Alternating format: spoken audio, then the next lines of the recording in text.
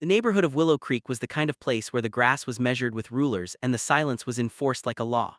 At the center of this manicured purgatory was Martha Vane, the president of the Homeowners Association. To the kids, she was the ice queen. To the adults, she was a walking lawsuit. To me, Arthur Miller, a retired structural engineer with a penchant for whimsical lawn ornaments, she was a constant, nagging headache. The winter of 2025 had been particularly brutal. A heavy, wet blizzard had blanketed the town in nearly 2 feet of pristine, packing-grade snow. While most neighbors stayed inside, I saw an opportunity to bring a little joy to the cul-de-sac. My grandson, Leo, was coming over and I wanted to build something special. The first encounter. By Saturday morning, Leo and I had constructed Barnaby. He was a classic, friendly snowman, 6 feet tall, wearing my old college scarf and a bright orange carrot nose. He stood near the edge of my driveway, waving a twig arm at passing cars. "He looks real, Grandpa," Leo chirped, his cheeks flushed red from the cold. "He's the king of the street, Leo," I laughed.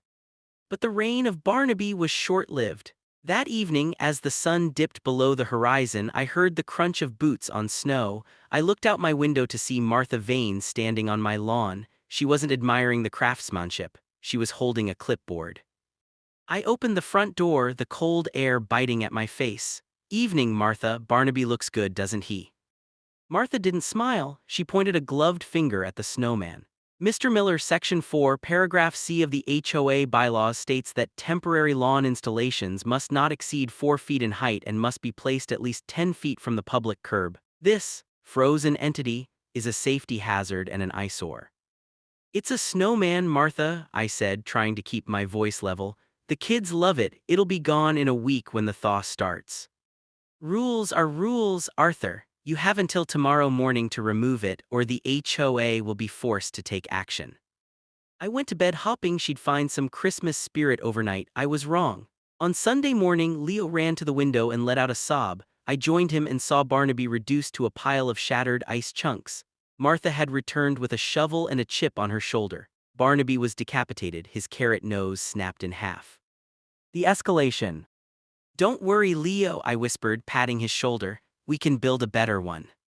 We spent Sunday afternoon building Barnaby 2.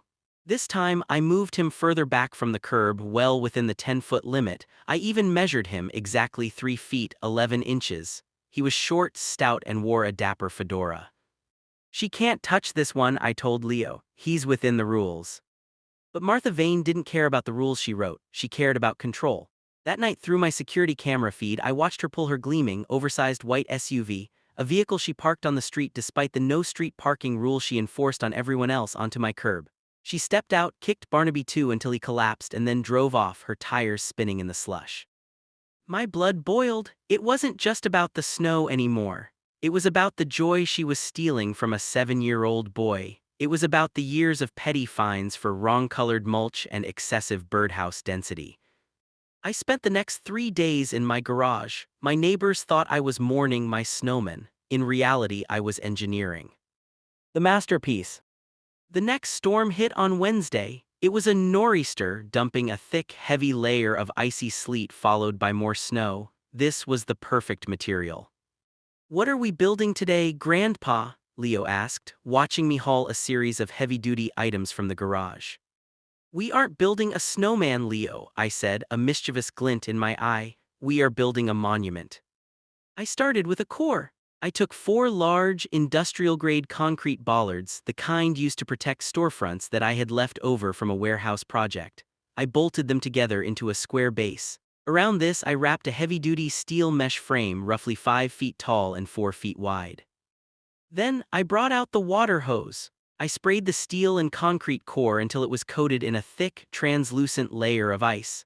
Only then did I begin the snow packing. I used a plywood form to create a perfect, massive cube of snow around the steel and concrete heart. Once the cube was set, I began to carve. I didn't make a friendly snowman this time. I carved the Sentinel. He was a massive, stoic figure, 7 feet tall, well over the limit, with shoulders like a linebacker. I used the garden hose to flash freeze each layer as I went. By the time I was finished, the Sentinel wasn't just snow. He was a solid 3-ton block of reinforced ice and steel, anchored deep into the frozen earth. To finish him off, I placed him exactly where Barnaby 1 had stood, right near the edge of the driveway where the curb met the street. I even gave him a little sign that read, I'm not going anywhere. The climax.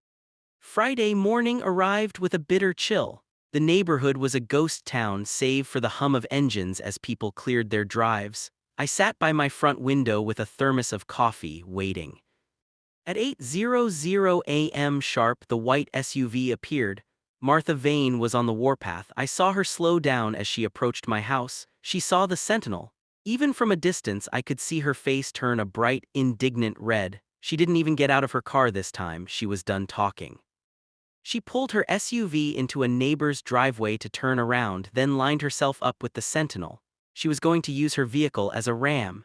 It was a move of pure, unadulterated arrogance. She figured a few £1,000s of luxury SUV would easily shatter a pile of frozen water. I stood up, my heart racing. "Don't do it, Martha," I muttered to myself. She didn't hear me. She shifted into gear and hit the gas. The SUV lurched forward, gaining speed on the icy street. She wasn't just going to bump it, she was going to flatten it. The sound was like a cannon shot. Crunch thud. The SUV didn't plow through the Snowman, it didn't even budge it. Instead, the front end of the vehicle crumpled like an accordion, the airbags deployed with a dual pop, filling the cabin with white dust.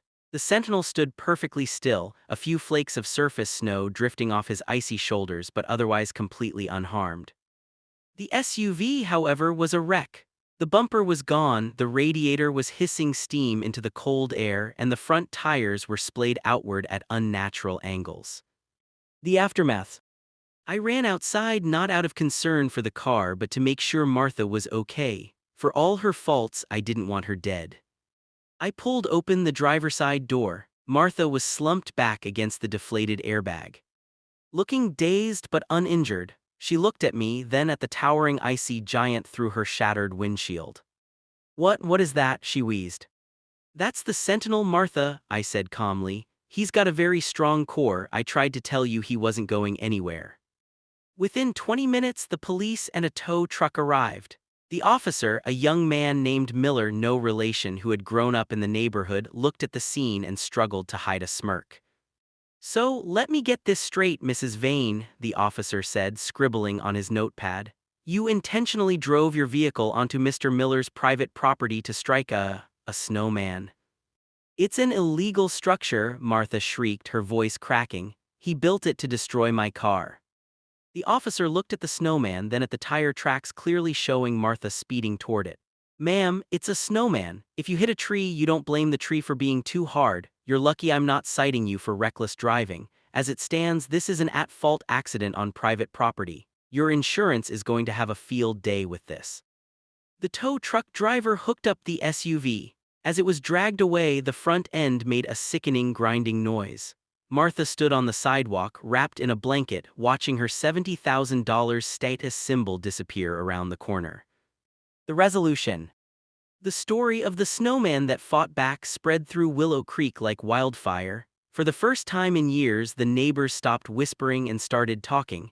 They stopped by my house to take pictures with the Sentinel. Someone even brought him a giant plywood shield. The HOA board held an emergency meeting 2 days later. Martha tried to propose a ban on reinforced snow structures, but she was met with a wall of laughter. The rest of the board, tired of her tyranny and embarrassed by the viral video of her crashing into a snowman, voted to remove her as president. A week later, a thaw finally arrived. The sun came out and the snow began to retreat. The outer layer of the Sentinel melted away, revealing the steel mesh and the concrete bollards beneath. I spent the afternoon dismantling the core and putting the materials back in my garage. Leo helped me sweep the driveway. "Grandpa," he said, looking at the spot where the snowman had been, "are we going to build another one next year?" I looked over at Martha's house. She was outside, staring at her empty driveway where a rental car now sat. She saw me and quickly looked away, retreating into her house without a single word about my unauthorized broom. "Maybe," I said, smiling at my grandson, "but I think for now the message has been delivered." The winter of '25 became legend in our town. It was the year the neighborhood learned that while you can melt ice with salt, you can only stop a bully with a solid foundation. And as for me, I kept the concrete bollards in the back of the garage just in case. Every time I look at that spot on the lawn, I don't see a pile of melted slush. I see the memory of a giant who stood his ground. I see the day the HOA Karen kept destroying my snowman until my stronger one wrecked her SUV.